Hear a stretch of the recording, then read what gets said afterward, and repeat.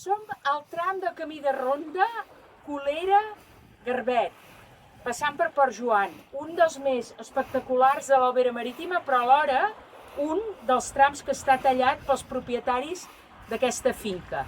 Aquest no és l'únic tram que està amenaçat.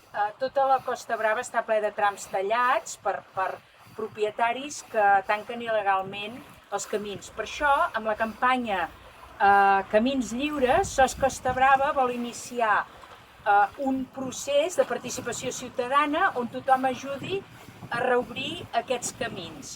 Per això necessitem fer molts socis protectors que ens ajudin amb aquest objectiu. Si vols que aquest tram torni a estar obert, com molts d'altres, dona suport al projecte SOS Costa Brava /Camins Lliures i ajuda'ns a recuperar els camins de ronda. Camins lliures i oberts per tothom.